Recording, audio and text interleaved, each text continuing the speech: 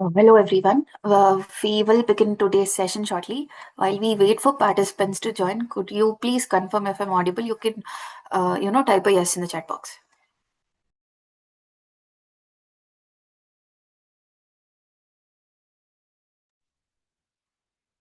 Thanks, Vipin. Thanks, Santosh, for confirming. Just couple more minutes and we'll start today's session.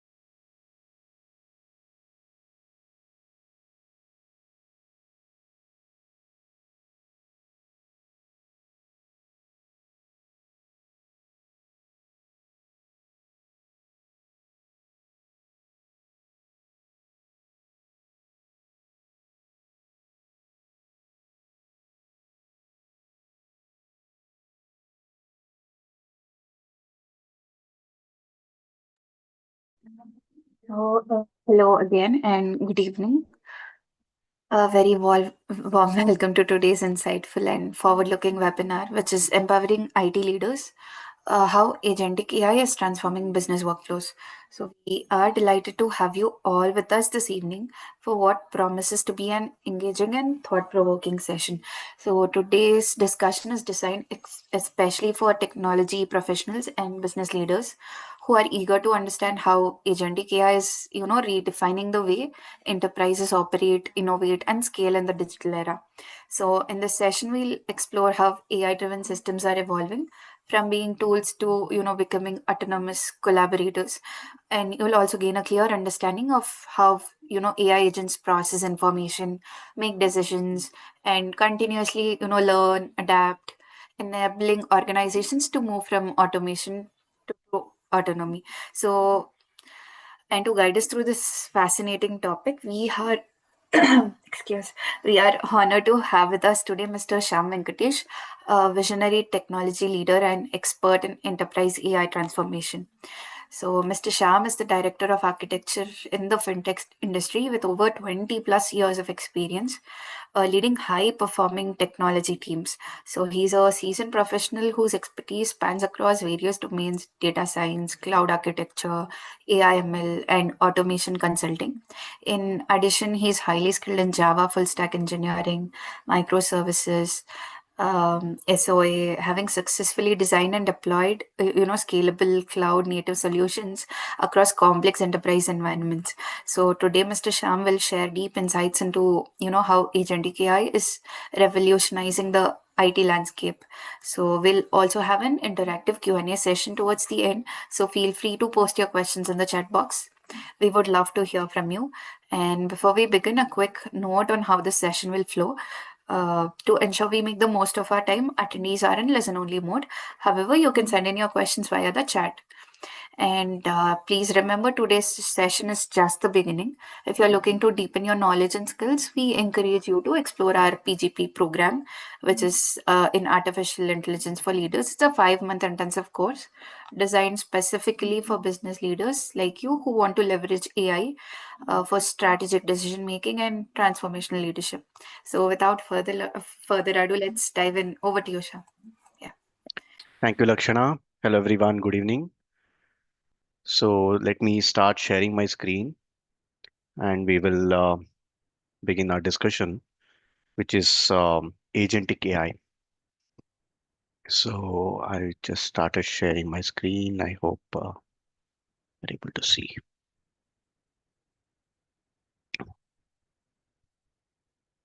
Yeah. Can you please confirm if you're able to see my screen?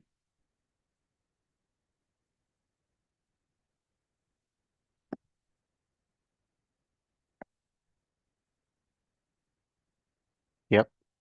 Thank you. All right. So thank you. And like Lakshana said, feel free to ask questions. And the best way will be to put your questions on the chat, right? So if you have anything around the topic, feel free to post that, and I'll have an eye on the chat window. We can pick it up as we go. So, so let's start the discussion. And while I introduce you to AI agents or agentic AI, it would be great if you can just introduce yourself as to what you currently do, what's your current role. If you are okay, you can also disclose your organization name, right? But it'll be great for me to understand the diversity of the audience here so we can align the discussion accordingly, right? So we can make it as technical as we want, or we can keep it more business oriented with, more application specific examples, right? So we can channel this discussion the way we want. But if you can indicate, what's your current role and, introduce yourself, that would be great. Thank you. So agentic AI, right? So, a lot of companies today, right? So they are piloting AI agents, and mostly companies are looking at agentic AI as a productivity uplift, right? As and just automation. But agentic AI is much more than that. It is, very powerful in a way that it can adapt because there are LLMs involved.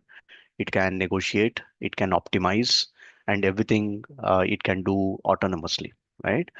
And it's not that they will transform workflows, right? And that's another misnomer. That agentic AI is like a workflow, right? It's not just going to just transform workflow, right? It can also be a disruptor, right? So it's whatever workflow that agentic AI does today is only the tip of the iceberg, right? So it's much more capable than that. So it is for us to tap into the potential of agentic AI, right? So, you know, there are companies today who have, automated their IT workflows like incident response, asset provisioning, their compliance checks, right? So all these are running autonomously in the background, and the team is just focused on innovation, right?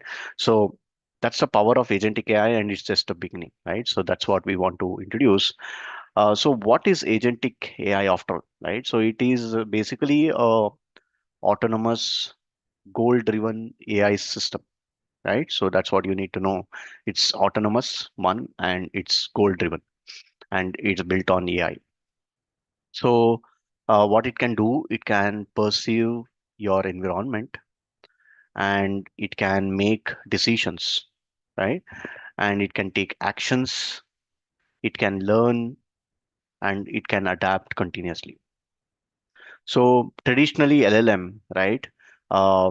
They generally what LLM we used to use, they stop, at a point where it can generate code, right? Or agentic AI, but agentic AI, they execute task, they collaborate with tools, right? And they make decisions and you don't need to prompt, right? Whereas in Gen AI, it requires you to prompt. Whereas here, because it's autonomous, because it's goal driven, it can make those decisions without prompting.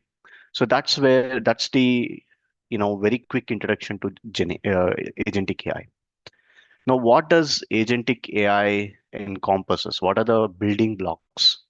So the building blocks are basically, it's the core of the LLM core of the agentic AI is large language model, right? Or sometimes even multimodal models, right? It could be a GPT, it could be a Gemini, it could be Claude or Claudie, right? So those are the building block of a agentic AI. Then what we have is a memory layer, right? And this is both short term and long term, right? What when I say short term, this is for the context window. This is basically to look at system context. It's to look at your environmental context, right? So that is short term. For long term, whenever there is a, let's say, somebody has provided a feedback, right, that this was the right action, and the agent was rewarded, so those rewards, those nudges are captured in a long-term database like a vector database, right? Like Pinecone or FAISS, right? So this will be long-term memory. So there is a memory, right? And then there is something called a planning engine, right?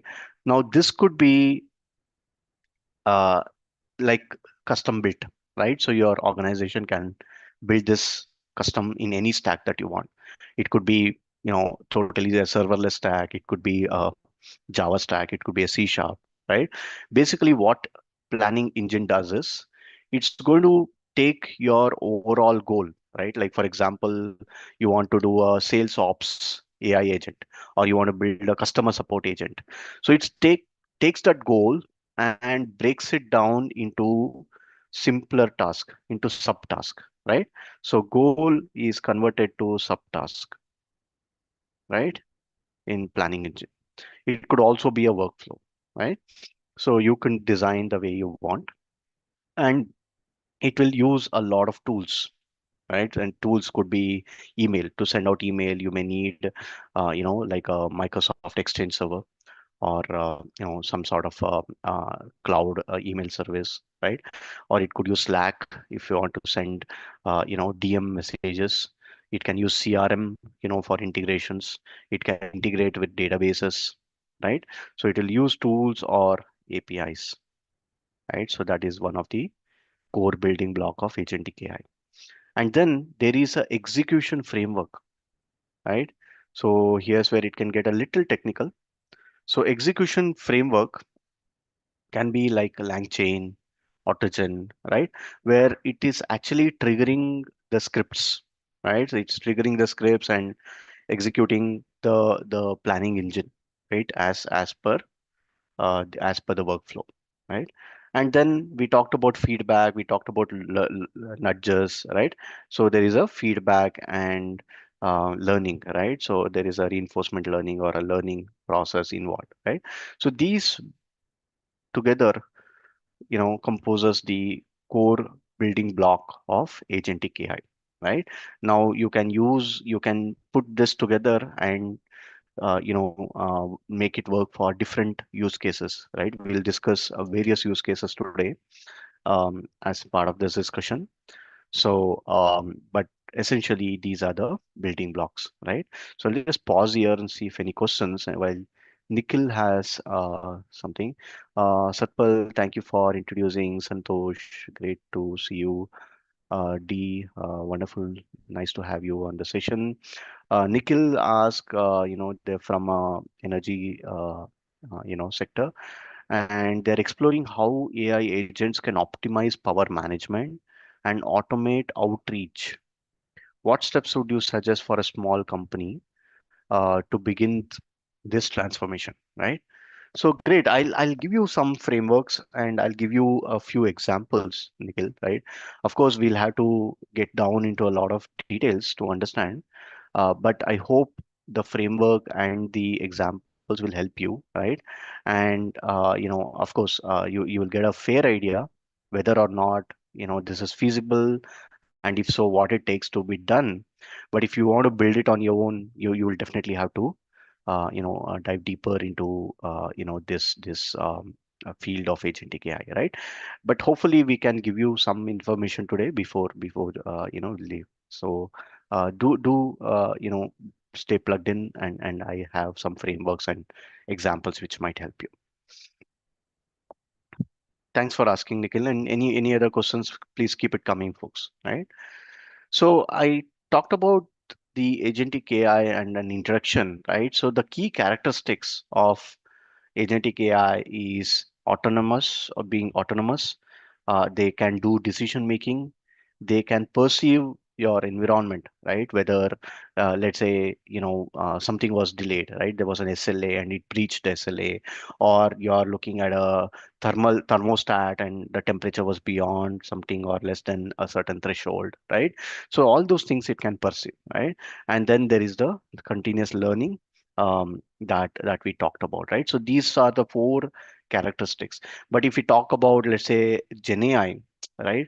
So they are not autonomous. Gen AI would need some level of prompting, right? So, but LLMs, but agentic AI can generate their own system prompts and use the LLM to generate content, to generate data, to generate, the outcome as needed, right? Based on the goal. And added to that, you can have the decision making in your execution engine. It can perceive the environment, which will be part of the workflow, and the continuous learning, right? um, Wonderful. Yeah, Aruna asked, like, how do you think agentic AI can be leveraged in the field of HR or training and development, right? Aruna is part of a service industry, very close to empowering people across the org, right? Across the organization. Wonderful, right? So there are a lot of use cases, right? And to talk about a few, there is this. I'm trying to think about. Use cases related to training and development, right? So there is, of course, the code review agent, right? Like, let's say someone is new to the team, right, and they don't know much of the software code, right? So they're part of the development team. So you can always build a code review agent, right? And rather than expecting a lead or someone to handhold them, you can have agentic AI which looks at whatever developers submits, right? Maybe I will just draw out that framework, right? Um, and you can understand that better, right? So this will be the framework, right? So let's say this is a new person who has joined the team, and the person is a developer, right? And I'm sure all of you know about this process called pull request, right? So pull request is a process in the development cycle or SDLC cycle where someone like a lead or someone like a senior developer would look at every submission to the code, right? So let's say this developer, right, so submits the pull request. Okay, so that's where it starts. The developer has start, and then you have a large language model which will work as a code review agent, right? So which will look at code review, right? And then it will understand, what are the changes. It will try to understand what is the change, code change. It'll run some static analysis on the code, right? You look at whether there is a bug, if there is any standard not being followed, if any passwords are there, if any, security issues is there, or have all the variables been used and closed, right? And then it will suggest improvements, right? So the LLM will suggest improvements. Now, what has to happen after it has gone through this code review agent? It has to go into the GitHub, right? So the workflow will be, it will go to GitHub where the code will be, let's say there is no improvement suggested, everything is satisfactory. It will go to GitHub as a pull request, and then it will go to Sonar, for like a static scan, and then it will go to vector db, right? And it will look at past reviews, right? It'll look at past reviews. It'll look at for similar code, for similar request, what was the kind of code in the past, right? For the similar code, what was the reviews that was given in the past, right?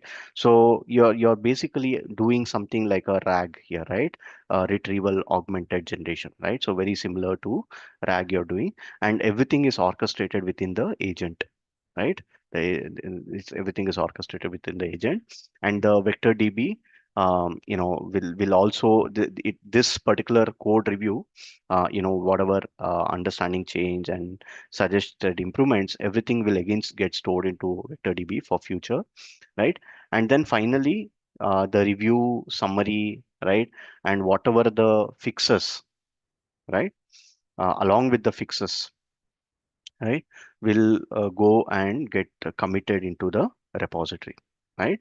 So now we had a developer who was brand new, and the developer needed handholding, kind of training. Now instead of having to rely on a human all the time, we have brought in an agent, right, which will basically be available 24/7, and it can look at the code logistically, sorry, objectively, and then review the code, understand what is the change, right, and suggest improvements, and also orchestrate into various process, right? And then complete the process, right? So that is one of the example I can think of, right, for empowering new hires. There are also things like there's a lot of emerging trends around operations. Let's say there is an incident, right, and you need to have a incident resolution team, right? And a lot of Fortune 500 services company, right, they're using agentic AI to reduce their mean time to resolution for critical incidents. So agentic AI comes into action. They monitor the logs, they look at the anomalies, they run diagnostics, they apply patches, and they update the ServiceNow incident tickets automatically. Right now, you can also put this into action along with a new hire, right, or a new person, new associate, and this works like a shadow resource, right? So the agentic AI works as a shadow resource. It'll give nudges, it'll give you it'll run its workflow, it'll run the execution, and nudge the associate if it's acceptable, right? And the associate feels it's acceptable, and the associate is also learning along the way, because the associate is a new hire. So it becomes you're basically hitting two birds in one stone, right? So that way, I've seen a lot of Fortune 500 companies leverage agentic AI, right? So again, there will be more examples. I'll try to share that. And again, I still remember Nikhil's question on energy sector. So we'll talk about some of the examples which is very close to energy sector. So I'll give one more example while we are at it, right? So this will be again, I will try to go a different domain. We talked about how in any software company, agentic AI can work as a shadow developer. So let's say you want to build a sales ops, right? Sales operations AI agent, right? So what this the goal is basically to look at if at all uh, you know, let's say the sales is qualified, right? So the person is qualified for any kind of sales, right? And then do some follow-ups, right? And look at CRM hygiene, right? And no human intervention, right? So that is the goal. So let's look at how the architecture would be, right, for a sales ops. So the sales ops agent, you need to do perception, right? So you need to be able to perceive the environment. Now the environment data will be reading a CRM, right, like a Salesforce, right, and probably reading a sales email, right? So email will be the context, right? So that will be where it gets triggered. And then from a planning standpoint, you need to decide the next steps, right? Basically look at it and decide, whether it has to take what action, right? Whether it has to take action A or it has to take action B, right? Now, depending on that, it has to go and update the memory, right? So, to update the memory, which is probably vector DB, right? Very typical architecture these days, right? So this is typically how the agent will be built. Now, the interaction would be, like I said, it will be Salesforce, and then it will be via API, right? And then it'll be probably email, right? So it has to send out email, read email, right? Using Microsoft Exchange or some kind of HTTP mechanism, right? And then once this is done, it has to store into a vector DB, right? For all the history, for all the conversation logs that the agent is making. And then if at all there is an escalation, right, you also want a human in the loop, right? So if there is an escalation, right, of all this, then there will be a human, right? So human in the loop, who will look at executing it, who will go back and read the CRM email context, and then either execute this person will execute himself, or they will go and reach out to the data science team, that there is some problem with the model and it needs some retraining, right? So that will be the feedback loop, right? So looks like there is some question. Okay. Yeah. So just to summarize this, an agent will scan the CRM daily for any uncontacted leads for the sales to happen, and they will fetch the context. They will look at the contact info. They will look at the notes that whichever the salesperson has logged, and the agent will decide whether to do a follow up, whether to mark this contact as sold, as cold, or whether you want to escalate, right? And it will generate personalized email and send via API those emails to the contacts. It'll update the CRM. It will log the summary in the vector database, and if at all the person has not responded in 5 days, it will escalate to a human, and the human will try to follow up and do some cold calling, right? So that is how it can work. We'll take one more example, very generic one, right? So let's say someone wants to build Fortune 500 company wants to build a customer support agent, right? Any even insurance company, healthcare, to pick any industry, you would need a customer support agent. Right. So the goal or objective of this customer support agent is to resolve user issues, customer issues, end to end, right? And it will use contextual knowledge, and it will use the integrations within the organization, within the enterprise, right? So the workflow will be something like this. There will be a ticket, which will be received, right? So this is a support ticket that comes, and somebody like an agent, right? An agent has to look at it, right? And the agent classifies, right, whether this is a what kind of issue this is. Is this a billing issue? It could be a billing issue, right? It could be a tech issue where it needs a tech support, or it needs a policy issue, right? That something is not good, right? And it has to go back and update the policy. So to do that, it will look at the relevant KB articles, knowledge articles, right? And it will also look at the customer details. So it should have access to the customer details, right?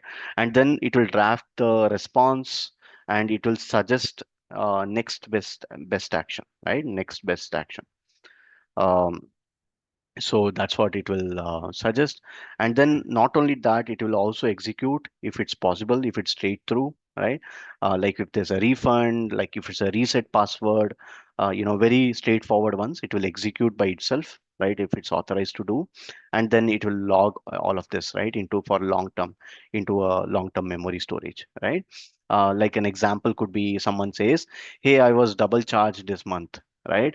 So the agent retrieves the billing, goes to the billing API, it verifies the transaction, it will issue the refund, and it will also send a reply telling, apologies, we have refunded your this much amount, and it will reflect in your account within 3 to 5 days, right? So basically what we have done is, by building this autonomous agent, we have cut the customer turnaround time, the customer satisfaction has been drastically improved, right? And from implementation standpoint, how this would work, so the four key things, right? Perception, and how do you retrieve data, right? How do you act on it, and how do you learn from that, right? So the four critical things of an agentic AI, in this case for perception, it is looking at the ticket, right? It's looking at the ticket that comes in, and it will also look at the email, right? To retrieve, it will look at the knowledge based and customer info, right? And some logs or something like that. And to act, which is to come with the next best action, it will execute the workflow, right? And how it will learn, it will look at resolution data, and it will store that for future use, right? It will store the resolution data. So the four things it will done do, and then it will also talk to like a knowledge base using a RAG, right? And then it will talk to like a Zendesk, right? For ticketing, looking at ticket, updating the ticket, and things like that. And it can talk to APIs for billing, talking to tech support or opening another ticket, right? And then whenever there is an escalation, the workflow can also escalate that to a human, right? For a human agent. Now, what are the technologies that get used, right, to do this? You need a large language model, right? So, in order to look at the ticket and look at the email and come up with the context and come up with, understanding the concern, you need a large language model. And the large language model could be OpenAI, GPT-4 or Claude 3, and these are very good models for reasoning and empathy, right? So very good models, so those might be a good fit. And for a RAG, it might use uh, you know something like a lang chain, right? Where it can talk to knowledge bases and different databases.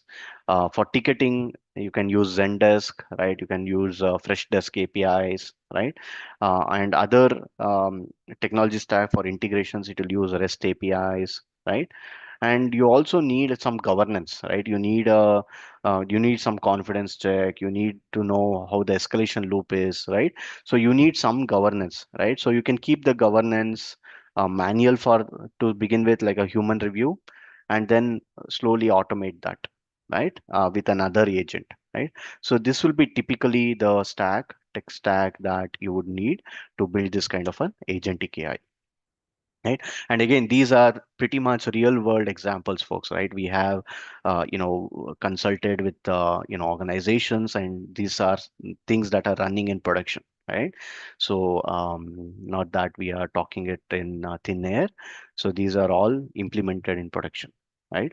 So I can also go on with more examples like finance and trading. You can have a wealth advisory agent who looks at NAV data, who looks at market news, who looks at macroeconomics, right? And then it will use an LLM and come up with a rule-based risk management, and it will generate actionable insight and trigger API calls, right? And it can use LangChain, it can use Pandas, it can use brokerage API. Zerodha provides a kite connect kind of a brokerage API, so you can use that.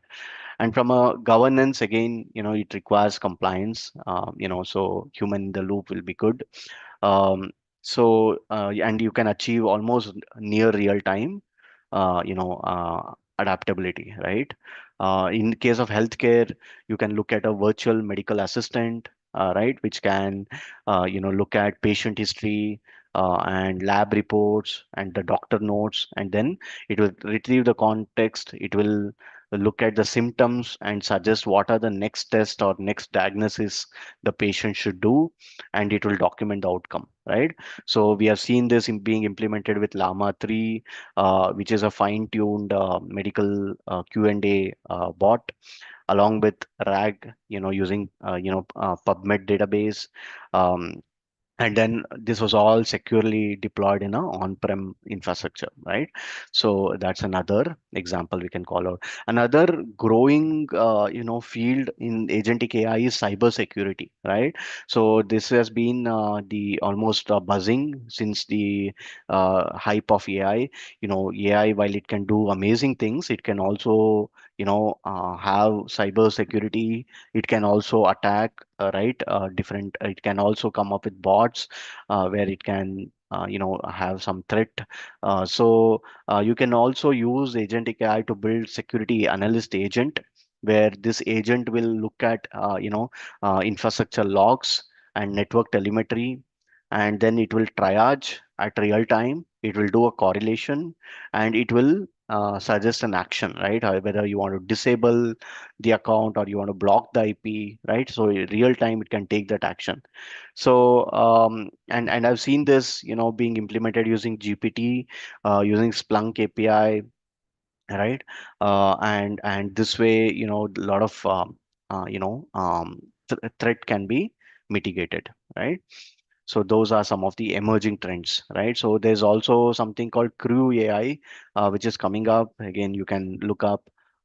There's something called Crew AI. I can show you very quickly. Um,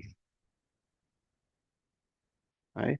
So this is being used for uh, you know it's used for multi-agent collaboration, right? So you can have different agentic AI talking to each other, right? And they're acting together, right? Like you can build a researcher agent, you can build a writer agent, and you can build a reviewer agent. Let's say you want to come up with some marketing content. You need to do a research, you need to write it down, and then you need to get it reviewed, right? So you can have now three agents talking to each other, working along with each other, and doing it autonomously, right? There is something called self-reflective agents as well, where models can critique their own output.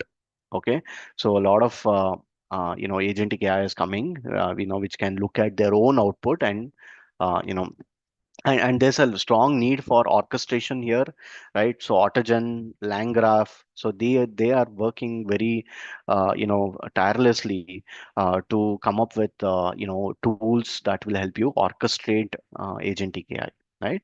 So going back, I think we had enough examples. Going back to our deck, we what is the historical background and how this evolved, right? So we know 50s, 60s, it was the birth of AI. Alan Turing came up with the Turing test, right? Which is still used. The last ChatGPT 4.5, right? So was uh, pushed through Turing test, right? So it's still relevant.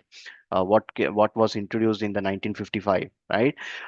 Then John McCarthy, came up with symbolic AI, one of the earliest pioneers.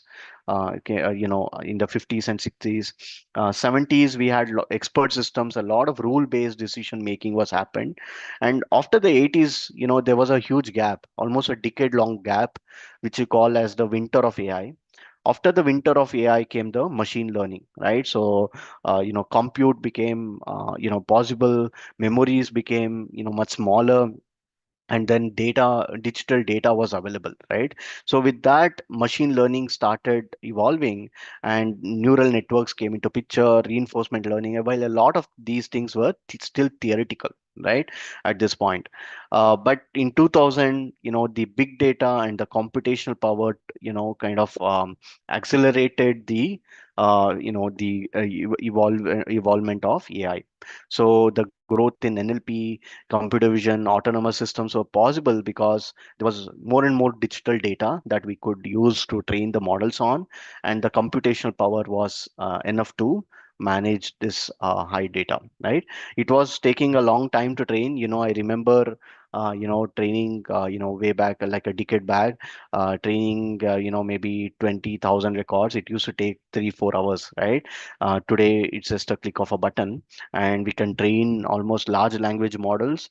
A single large language model, which has about 35 billion parameters, you can train them in 3 days, right? Of course, there's a lot of power, computational power and energy needed to do that, but it's you can still train them in 3 days using NVIDIA GPUs and TPUs, right? And all thanks to the big data and computational power. So in the 2010, where the state of art performance started coming up, so CNNs, RNNs became the almost the talk of the town. Google had a lot of open source competitions. They wanted to see which model, which algorithm. So it was the era of algorithms, right, where people were introducing more and more optimized and better working algorithms using statistical methods, probabilistic methods, right? So 2010s, that decade was mostly around that. In the 2020s is where Gen AI started taking off, and then now we are almost all of us use Gen AI, all of us use ChatGPT or Perplexity, right? And then almost LLMs have been used like machine learning, right? So people nowadays, even for very trivial things, use large language models, right? It has become that easily available, right? And integrations have made it accessible as well, right? And that way, with all the AI, uh, with all the Gen AI, right? People started thinking, why not use our traditional workflows, do the automations at scale, right? Where everything will be autonomous, something that can perceive, right? Now, agents can perceive the environment, they can do things autonomously, they can store it in memory and look at the context by themselves, right? So that's where agentic AI started taking shape, and today the agentic AI is applied in automation, and it is easily scalable, right? Imagine you are able to, like, not just automate but scale it to not just one department like HR, but also expand it to sales, marketing, and other departments, right? Whereas earlier automation was very pointed, right? It's very tactical, but agentic AI, we're able to see that it is more strategic, because these are not pointed solutions. They are not targeted to do one single thing, right? They use large language models which are generic enough, which are generalized to do any task, right? So that way you can scale it out to any other domains, and it can do real time decision making. We talked about the wealth advisory bot, we talked about healthcare bot, right? We talked about customer support bot. All these can do real time decision making. Once you have trained them, once you have integrated with augmented databases, it can start making decisions at almost real time, right? And then it is adaptable. Like I said, it can not only look at HR data, it can also look at marketing data, right? It can look at sales data, and then you can personalize it. You can say that, now that this is off season, you behave this way, right? Or now that it is peak season, you behave this way, right? So you can personalize it to different things. You can look at user behavior. Let's say someone in the customer expects you to send out very flashy emails, right? So you can send flashy emails to that customer, whereas very conservative email to someone else, right? So it can be personalized to the core, right? So that's the strength of agentic AI, right? And we talked about how it works, right? The core component being perception. It can look at sensor data. It can look at various other triggers, whereas APIs, it can consume, it can understand the context. An example being in autonomous vehicles, a lot of agents or a lot of bots, they use lidar and cameras to detect the surrounding, right? They sense the surrounding and make out the context. Then they can reason, right? So these agents, they can analyze data, they can apply logical rules, and they can do the decisioning, right? So, like, for example, recommendation systems can suggest which product is is more suited for that user based on the behavior, right? So they can do reasoning as well, right? And they can take action. they can execute the task for you. They can, because of all the integrations possible, they can execute those tasks, and they can do it physically, or they can do it digitally, right? So, and we have seen this in robotic vacuums, right? So robotic vacuums can navigate across rooms for efficient cleaning, right? Siddharth, so you can request for the session recording, and it can be shared with you, and you can also request for this deck, right? So you will be able to get the deck, and you can look at it in your free time as well. So, and also the learning, which becomes very important, right? So today, automation, what happens, let's say something goes wrong and the automation is not working as expected. And generally, there is the dynamic nature of the process that it has to keep updated, right? So you have to go change the code and deploy it in production, test it, and then roll it out, right? So it's a lot of effort. Whereas with agents, you have to train them, right? It can learn, and it can also be reinforcement, right? So you can also improve the performance based on the past experience with the feedback loop, right? So today chatbots do that. They refine the response. From in a chatbot, you have the like and dislike. So let's say the content, that the output that the chat GPT gave you, it was good enough, and somebody responded. So, excuse me, that's something the chatbots can understand as whether or not the interaction was good, right? And there are various types of agents today, folks, right? So there is the simple reflex agent, right? There is the model based reflex. Does it work in civil aviation to reroute traffic and landing, right? So I don't know if anything has been applied, but definitely, right? So again, I would say wherever there is a lot of manual, and where there's a lot of what you can say, repetitive work, manual and repetitive, you can look at agentic AI, right?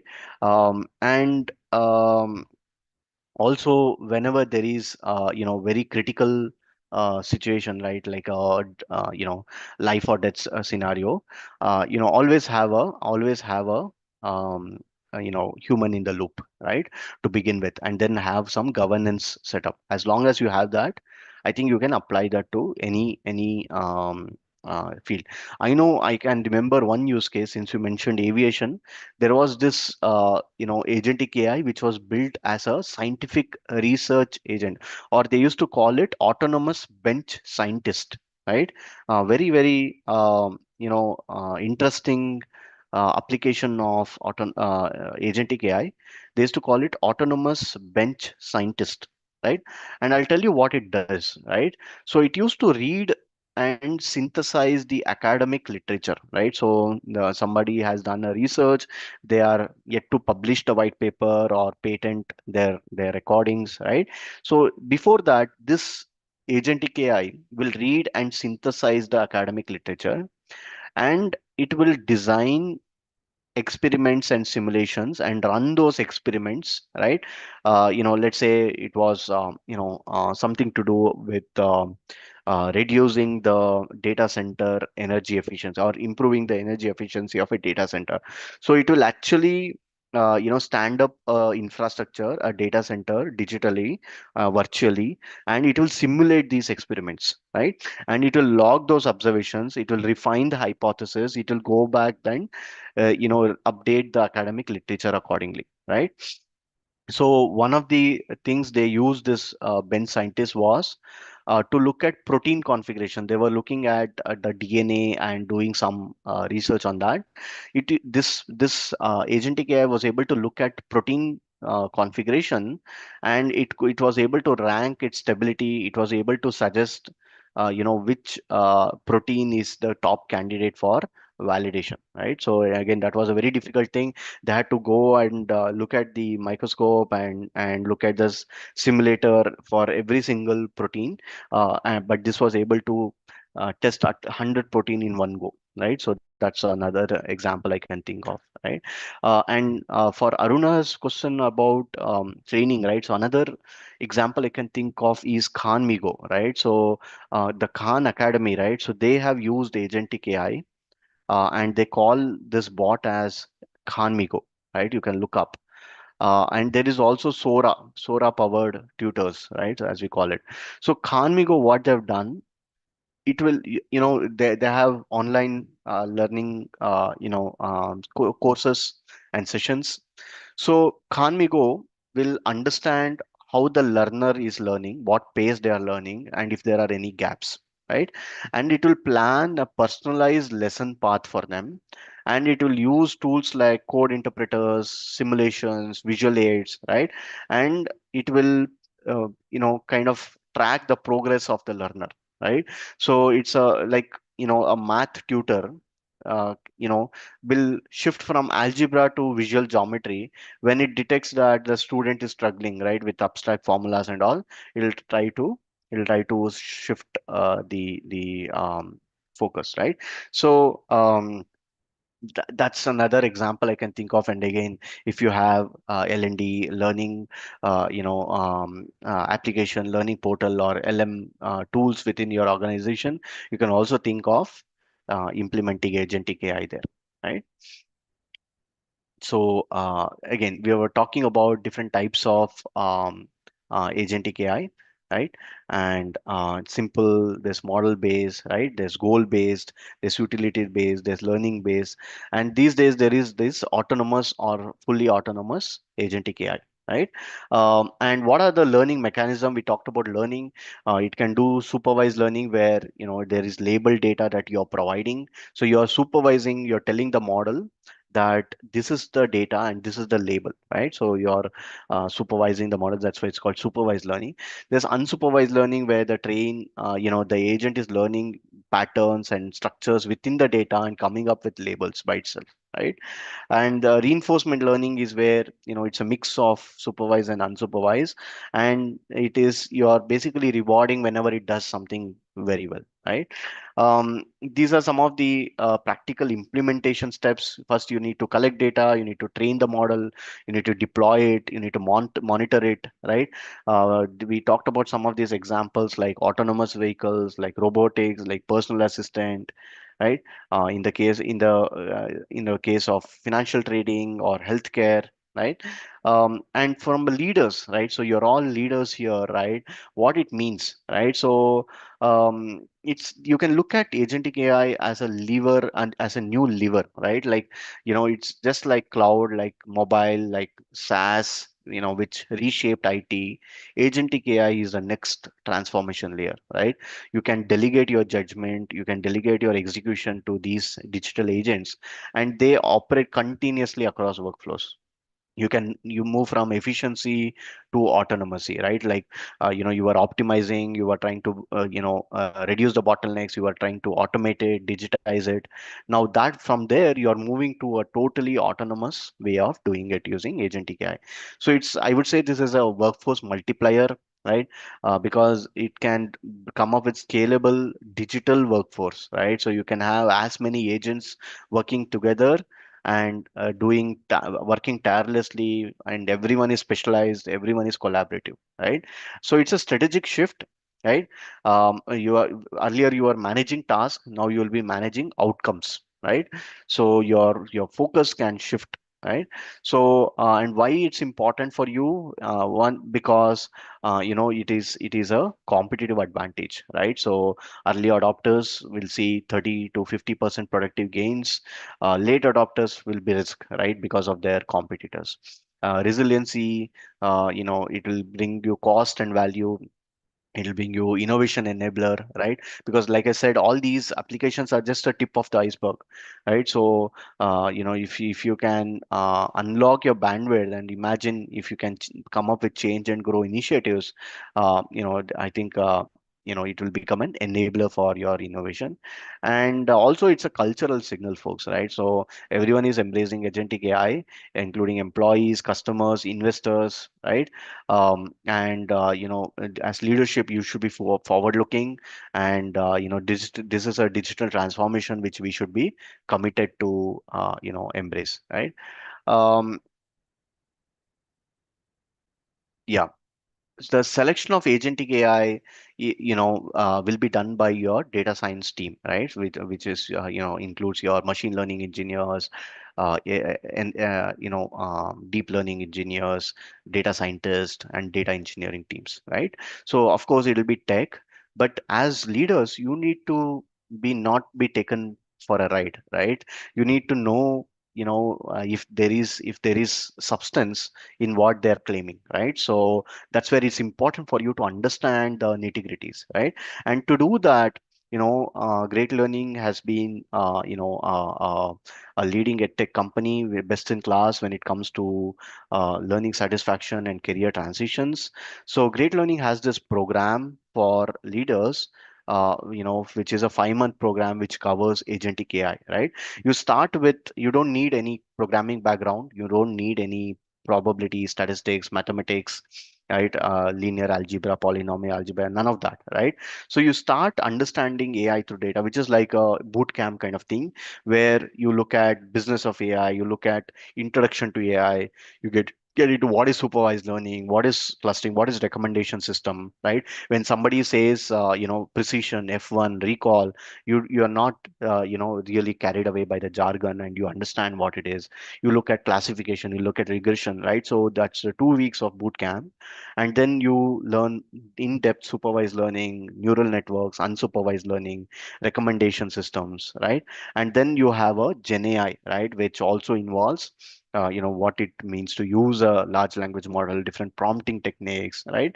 And everything is in experiential learning, right? So you look at different capstone projects, you have a portfolio that you can build in these 5 months, which you can easily demonstrate and showcase, right? And who this is for? Anybody who are designed for business leadership, right? Who are taking some decisioning in your organization. You don't need not be any tech savvy, or you need not know any kind of a coding or data, right? And this program is designed by the greatest and latest and greatest of the academic world in AI. Dr. Kumar, Dr. Abhinanda Sakar, you can look up, and they are the most popular in this academic field. And you do EDA, you do visualization. Basically, these are some of the projects, right? You are identifying potential customers to marketing campaign, and you will model this, and you will look at different data sets. You will do exploratory data analysis, you will do web scraping, you will do like e-commerce application, do natural language processing on that. You will be coming up with POCs and market analysis, right? Here are some testimonials. I'll just pause for a minute here. You can read some of the folks who have gone through this program, found this extremely good and extremely beneficial in their career transitions, right?